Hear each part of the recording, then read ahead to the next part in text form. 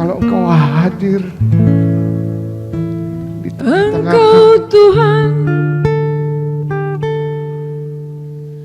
pengasih penyayang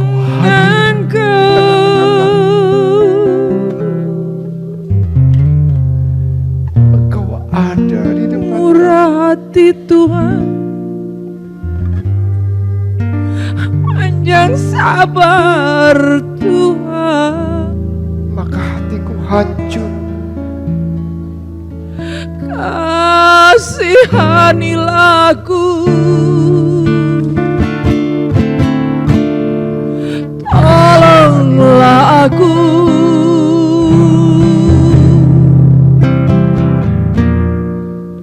kasihanilah aku,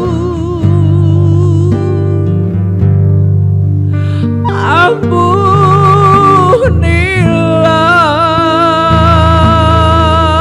Aku berseru padamu, ampunilah dosaku. Tuhan, Ya Tuhan, ampuni ampuni salahku Tuhan. Aku tidak dapat membayar hutang dosaku. Ampunilah aku.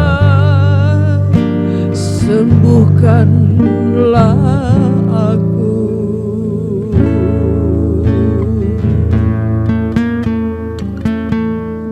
Akuilah Tuhan saudaraku, bahwa Dia adalah penguasa atas hidupmu. Kami patahkan dan oleh bilur-bilur Yesus menyembuhkan pada malam hari ini. Haleluya! Stroke 8 tahun disembuhkan oleh Tuhan Yesus.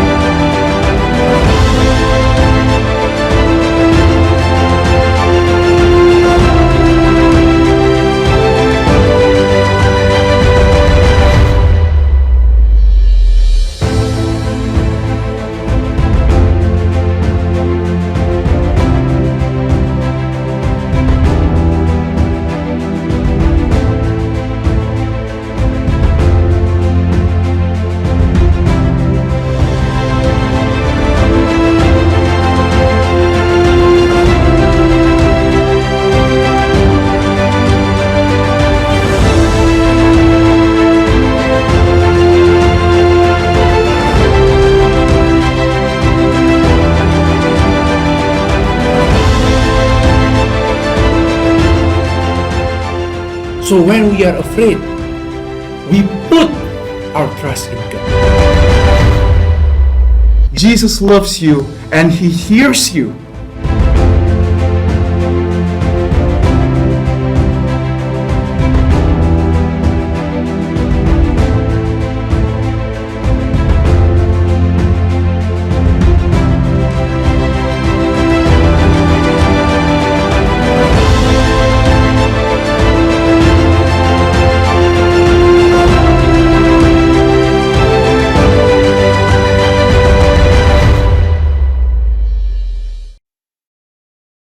Bapa kami di sorga, kami sungguh bersyukur atas kesempatan pada malam hari ini untuk kami mendengarkan firman Tuhan.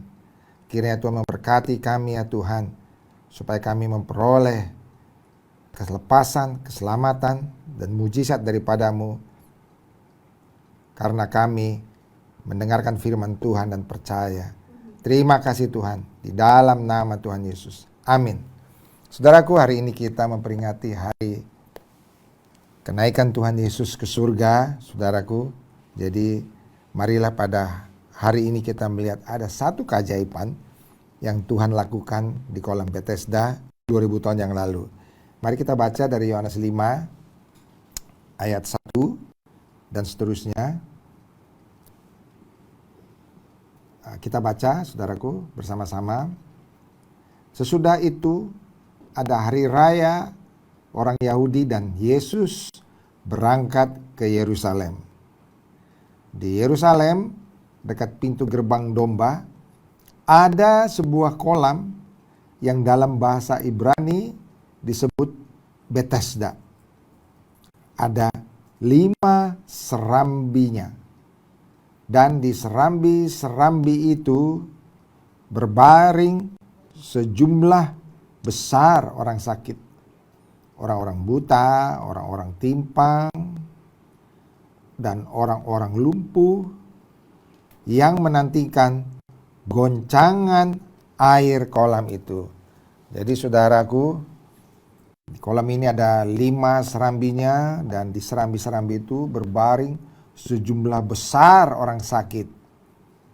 Ada yang buta, ada yang timpang, ada yang lumpuh. Karena mereka menantikan goncangan air kolam itu. Jadi saudaraku, Yesus tiba di Bethesda ini. Kenapa mereka berbaring di situ, saudaraku sekalian? Sebab ada ayat 4. Kenapa orang-orang sakit itu berbaring di situ seperti menunggu sesuatu? Ya, menunggu goncangan air kolam itu. Sebab kita lihat di sini ayat 4 berkata begini.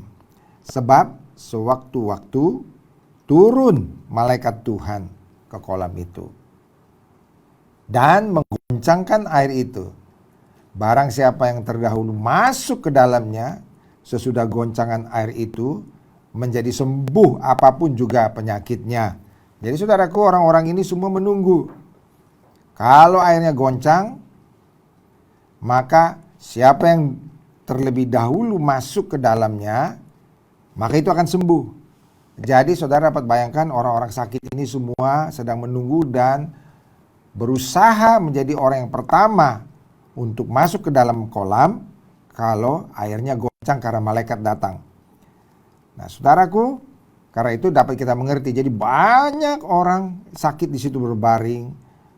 Karena dikatakan di sini sejumlah besar. Jadi banyak, saudaraku. Mereka semua menunggu kapan malaikat itu datang. Tapi malaikat ini tidak datang dalam schedule yang tetap, saudaraku. Jadi mereka benar-benar harus dalam posisi menunggu. Karena sewaktu-waktu saja malaikat itu datang. Nah, ayat 5, saudaraku, di situ ada seorang yang sudah 38 tahun lamanya sakit. 38 tahun lamanya sakit. Waktu yang panjang, saudara, 38 tahun. Seandainya usia saudara 50, jadi selama 38 tahun sakit, hanya 12 tahun sehat. Kira-kira begitu, saudara. Jadi kita dapat bayangkan 38 tahun itu bukan waktu yang pendek. Itu sangat panjang. Panjang sekali, saudaraku sekalian. Panjang sekali, 38 tahun. Saya tidak tahu apakah dia selama 38 tahun di situ atau berapa tahun di situ. Saya tidak tahu. Tapi yang jelas sakitnya 38 tahun. Entah dia mungkin sakit di rumahnya sebelumnya, lalu kemudian dia pergi ke kolam itu beberapa tahun kemudian, saya tidak tahu. Tapi 38 tahun sakit. Nah, ayat 6, ketika Yesus melihat orang itu berbaring di situ, rupanya saudaraku, Yesus datang ke sana khusus untuk orang ini. Karena di sini dikatakan banyak orang sakit, banyak. Tapi kelihatannya Yesus hanya tertuju kepada satu orang ini. yang sudah 38 tahun sakit. Ketika Yesus melihat orang itu berbaring di situ dan ia tahu bahwa ia telah lama dalam keadaan itu, jadi Yesus tahu, saudaraku. Tanpa ada yang memberitahu, Yesus tahu. Kenapa? Karena dia adalah anak Allah yang tahu segala sesuatu. Sehingga ketika dia datang ke situ, dia pun juga memang tahu dia akan berjumpa dengan orang yang sudah lama sekali sakit, saudaraku sekalian. Dan karena ia tahu bahwa ia telah lama dalam keadaan itu, berkatalah ia kepadanya, "Maukah engkau sembuh? Maukah engkau sembuh?" Orang yang 38 tahun tiba-tiba didatangi oleh Tuhan Yesus, dan tiba-tiba Yesus menawarkan sesuatu yang mungkin tidak diperkirakan oleh orang sakit itu. Tiba-tiba Yesus berkata, "Maukah engkau sembuh?" Saudara-saudara dapat bayangkan, acap kali dalam Alkitab, orang yang sakit itu yang mengejar Yesus. Orang sakit itu yang berseru-seru kepada Yesus. Orang sakit yang tersungkur kepada Yesus. Tapi sekali ini, saudaraku, Yesus datang kepada orang yang 38 tahun sakit, dan dia berkata, "Maukah engkau sembuh?" Saudara, apa jawab orang sakit itu? Jawab orang sakit itu kepadanya, "Tuhan, tidak ada orang yang menurunkan aku ke dalam kolam itu apabila airnya mulai goncang. Dan sementara aku menuju ke kolam itu, orang lain sudah turun mendahului aku." Jadi saudara bayangkan, karena dia memang lumpuh, jadi ketika dia mungkin beringsut-ingsut mau ke kolam itu, tapi orang lain yang lebih kuat mungkin daripadanya, yang mungkin kakinya masih kuat, itu lebih dahulu terjun ke sana. Nah, saudaraku sekalian, dari sini kita bisa lihat, sebenarnya orang ini tidak kenal siapa yang menawarkan kesembuhan pada dia. Karena ketika ditawarkan oleh Yesus, "Maukah engkau sembuh?" maka orang itu menjawab, "Nggak ada yang nurunin saya." Karena dia selalu masih tetap berpikir, "Saya lagi nunggu kesembuhan. Saya lagi nunggu malaikat menggoncangkan air. Saya sudah lama di sini. Tapi kalau ketika air ini goncang, maka orang lain turun duluan. Ketika saya masih menuju kolam, orang lain sudah duluan." Saudaraku sekalian, dia nggak kenal siapa yang menawarkan kesembuhan itu, saudaraku sekalian. Sehingga ketika orang itu bertanya, Yesus namanya yang bertanya, dia nggak kenal, saudaraku sekalian, maka dia tetap dalam pemikirannya bahwa saya mau sembuh tapi nggak ada yang turunin saya ke kolam. Padahal Yesus berkata, "Maukah engkau sembuh?" Pastilah dalam arti tidak usah nunggu kolam itu. Saya akan bisa menyembuhkan engkau. Saudaraku sekalian, orang ini yang 38 tahun ini nggak kenal siapa yang menawarkan itu.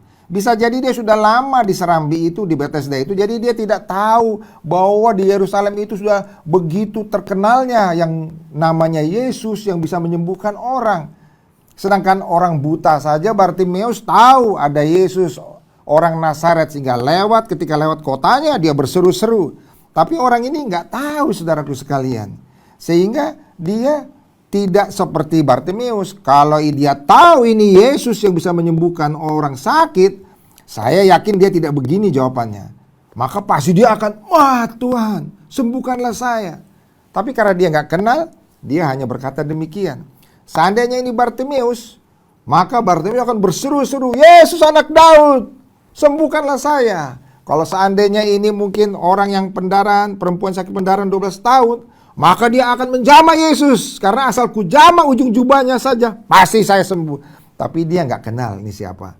Sehingga dia hanya menjawab seperti ini. Nah, saudaraku, ayat 8,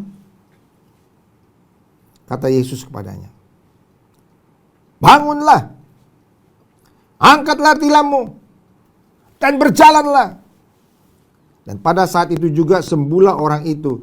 Lalu ia mengangkat tilamnya dan berjalan. Tetapi hari itu hari Sabat. Saudaraku sekalian, dia bangun, dia berjalan. Saudaraku, kenapa saudara? Karena dia ketemu dengan seorang yang bernama Yesus. Dia nggak perlu tunggu malaikat itu lagi, saudara. Karena di hadapannya ada Yesus anak Allah. Yang kalau di sorga itu disembah oleh semua malaikat. Jadi dia nggak perlu menunggu malaikat lagi. Karena yang disembah malaikat itu ada di depan dia. Dan berkata, bangunlah, angkat tilammu dan berjalanlah. Dan dia jalan, saudaraku sekalian. Saudaraku, kenapa hal ini dilakukan oleh Yesus?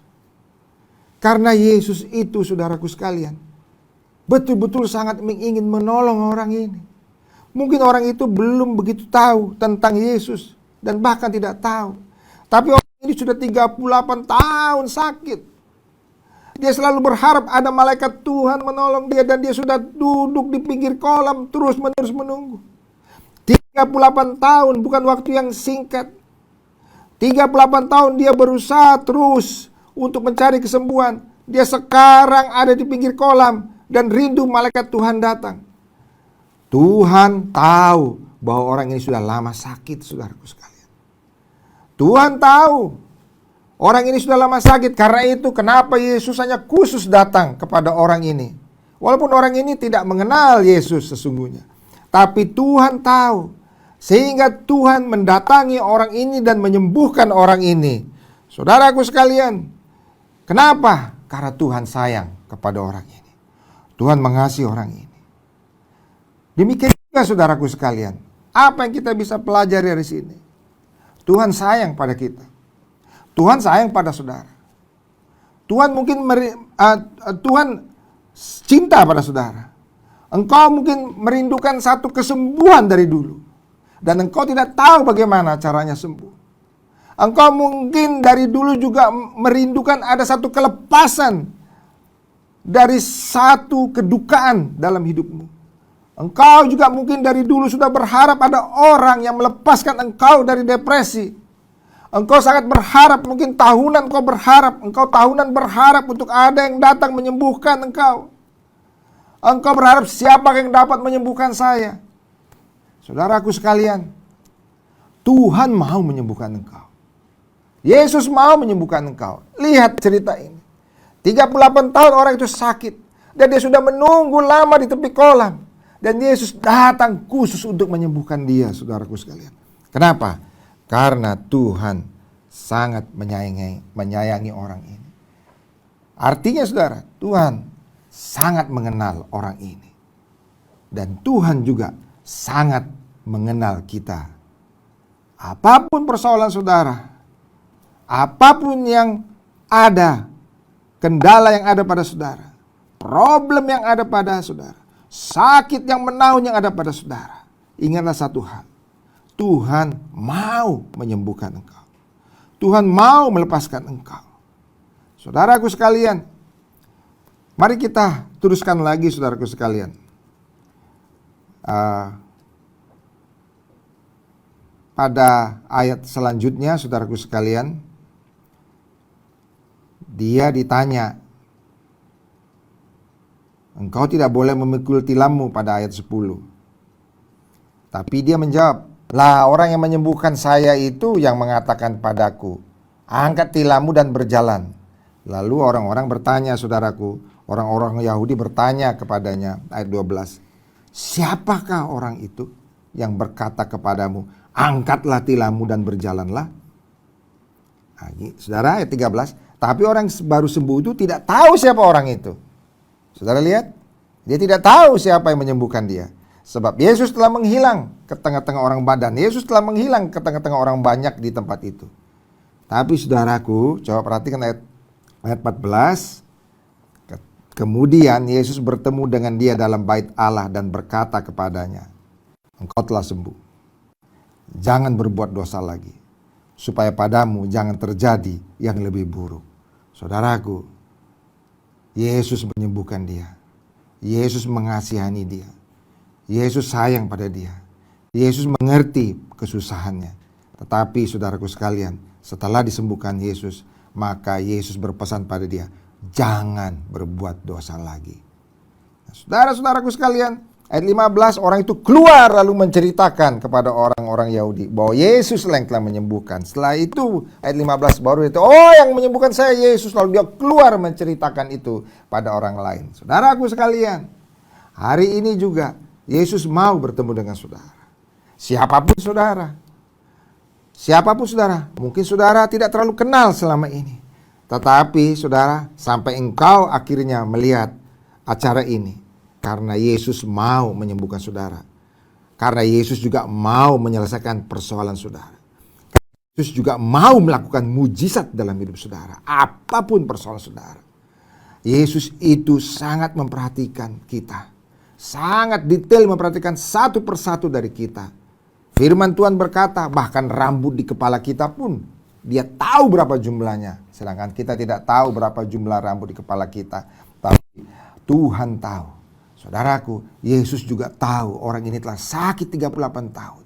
Dan dia datang untuk menyembuhkannya dan menasehati. Jangan berbuat dosa lagi. Saudaraku, maukah sekarang saudara-saudara semua yang mendengar acara ini mau percaya bahwa Yesus mengasihi saudara. Yesus mau datang pada saudara. Dan Yesus mau menyembuhkan saudara. Dan Yesus mau menyelamatkan saudara. Yesus mau mengampuni saudara. Yesus mau supaya saudara keluar dari dosa-dosa saudara. Itulah Yesus yang datang dari surga. Yang ketika di surga disembah para malaikat. Tapi dia mau datang ke dunia ini menjadi seorang manusia sama seperti kita. Bahkan lahir di kandang domba. Dan menjadi anak tukang kayu. Orang biasa. Saudaraku, sehingga dia tahu apa artinya penderitaan. Dia tahu apa artinya berpeluh, berkeringat mencari makan. Dia tahu apa artinya penderitaan. Dia tahu apa artinya, saudaraku sekalian, karena dia menjalani hidup sebagai manusia. Dan dia akhirnya naik ke kayu salib. Untuk apa saudara? Untuk menebus saudara dan saya. Untuk menggantikan segala hutang-hutang dosa kita. Sebab kita sudah banyak melakukan kesalahan. Banyak melakukan dosa. Dan tidak ada yang bisa membayarnya. Tapi Yesus mau membayarnya. Dia menjadi kurban saudaraku sekalian. Supaya kita diselamatkan. Maukah saudara percaya kepadanya saudaraku? Dia mau datang pada saudara. Sama. Dia mau datang kepada orang yang 38 tahun sakit. Dia juga mau datang pada saudara. Kenallah Yesus pada malam hari ini. Percayalah dia mengasihi saudara. Dia mati untuk saudara. Dan karena kasihnya dia mau mati bagi kita semua. Mari saudara, bagi saudara yang mau percaya, saya mengundang saudara semua untuk berdoa, untuk menerima dia di dalam hati saudara. Percaya kepadanya. Dan percaya kepada pengampunan yang diberikannya. Percaya bahwa dosa-dosa saudara diampuni oleh Yesus. Saudaraku, mari kita berdoa. Tuhan Yesus, saya mau percaya kepadamu. Saya mengerti bahwa Engkau sangat memperhatikan saya dan mau menyelamatkan saya. Ampunilah dosa-dosa saya. Masuklah dalam hati saya. Terima kasih Tuhan. Kiranya mulai malam hari ini Engkau menjadi Tuhan dan Juru Selamat saya sampai selama-lamanya. Amin. Amin saudaraku. Amin saudaraku. Selamat datang di dalam kerajaan Allah. Karena firman Tuhan berkata dalam Yohanes 1:12, apabila kita percaya dan menerimanya, maka kita menjadi anak-anak Allah. Saudaraku sekalian, dia memang sangat mengasihi kita. Dia datang memang untuk menyelamatkan kita. Dia datang, dia care kepada kita. Dia memperhatikan kita. Dia memperhatikan satu persatu keadaan kita. Bahkan seperti saudara lihat, dia pun memperhatikan orang yang telah 38 tahun sakit. Walaupun orang itu sebelumnya belum begitu kenal akan Tuhan Yesus. Tetapi saudaraku sekalian, Tuhan menyembuhkan dia. Karena Tuhan mau membuat dia mengenal akan kuasa Tuhan, kasih Tuhan, sayangnya Tuhan pada dia. Dan saudaraku, setelah dia sembuh, maka Yesus berkata pada ayat 14 dan 15, mari kita baca saudara-saudaraku sekalian. Kemudian Yesus bertemu dengan dia dalam bait Allah. Lalu berkata kepadanya, engkau telah sembuh. Jangan berbuat dosa lagi, supaya padamu jangan terjadi yang lebih buruk. Saudaraku sekalian, maukah engkau sembuh? Sekarang pertanyaan Yesus itu diberikan kepada engkau. Maukah engkau sembuh? Saudaraku, kalau engkau menjawab iya, percayalah Yesus sanggup menyembuhkan engkau. Berkata, bangun, angkat tilammu dan berjalanlah. Orang yang sudah 38 tahun ini sakit, yang sudah tidak bisa berdiri, tiba-tiba dapat berdiri. Bukan saja dapat berdiri, tapi angkat tilam, saudaraku sekalian. Saudaraku, Yesus sanggup menyembuhkan saudara. Percayalah, dia sanggup. Apapun sakit saudara. Berapa tahun pun saudara telah sakit. Berapa puluh tahun pun saudara telah sakit. Mungkin 38 tahun sama seperti orang yang di kolam Bethesda ini. Yesus sanggup menyembuhkan. Dia hanya berkata kepada orang ini, bangunlah, angkatlah tilammu dan berjalanlah. Dan orang itu tiba-tiba sudah bangun dan berjalan, saudaraku sekalian. Nah, saudara, itu dapat terjadi bagi saudara. Kenapa? Karena saudara adalah orang yang dikasihi Tuhan. Saudara adalah anak-anaknya. Kalau saudara percaya kepadanya, mintalah kepadanya, maka dia akan memberikan kesembuhan bagi saudara. Saudara, mari kita sekarang, bagi siapa yang mau disembuhkan oleh Tuhan, kita akan berdoa bersama. Saudara, cukup tumpangkan tangan kepada tempat di mana saudara sakit dan percaya akan firman Tuhan ini, dan percaya bahwa oleh bilur-bilur Yesus engkau disembuhkan, dan percaya bahwa itu bisa terjadi pada malam hari ini, atau pada malam atau pada saat engkau mendengarkan siaran ini. Saudaraku sekalian, Yesus sanggup menyembuhkan saudara. Mari saudara, kita berdoa, tumpangkan tangan di tempat di mana saudara sakit. Kalau saudara sakit pada dada saudara, saudara tumpang tangan pada dada saudara. Atau kalau saudara sakit COVID-19, saudara juga tumpangkan tangan pada dada saudara. Kalau saudara sakit pada kaki saudara, saudara pegang kaki saudara. Kalau saudara sakit pada mata saudara, saudara jamah mata saudara, tumpangkan tangan pada mata saudara. Percaya saudaraku, Yesus yang akan menyembuhkan saudara. Bukan saya, tapi Yesus yang akan menyembuhkan. Saya hanya manusia biasa sama seperti engkau. Tapi iman saudara kepada Yesus yang menyembuhkan. Iman saudara, itu saja yang diperlukan untuk kesembuhan saudara. Mari saudara kita berdoa bersama-sama. Kami berdoa ya Tuhan Yesus. Percaya kepada firman-Mu.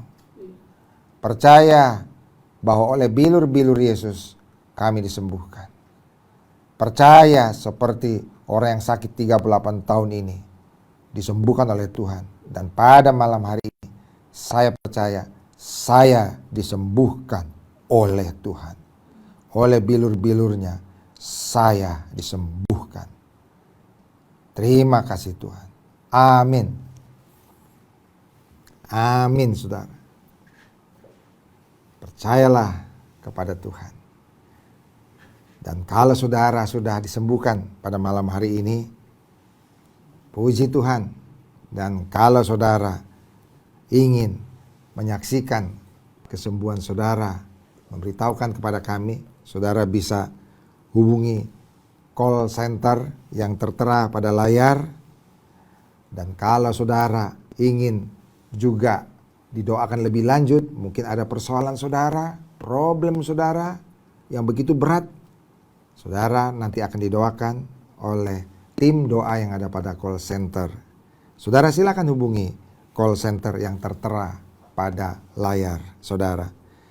Nah, saudaraku sekalian, kalau saudara juga merasa bahwa saudara masih perlu didoakan karena kesembuhan saudara pada malam hari ini belum tuntas, saudara mau tuntas sembuh, saudara juga bisa hubungi call center untuk didoakan lebih lanjut supaya kesembuhan saudara benar-benar menjadi tuntas. Saudara, kita akan mengakhiri acara ini. Pada masa sekarang ini, kita tetap masih stay at home. Tetap di rumah, saudaraku. Tetap kita ikuti aturan pemerintah. Kita tetap senantiasa menjaga diri kita, kesehatan kita, dan senantiasa mencuci tangan kita. Dan kalau kita keluar memakai masker, dan tetap jaga jarak dengan orang lain. Tuhan memberkati saudara semua. Sampai jumpa pada acara KPP Online yang akan datang.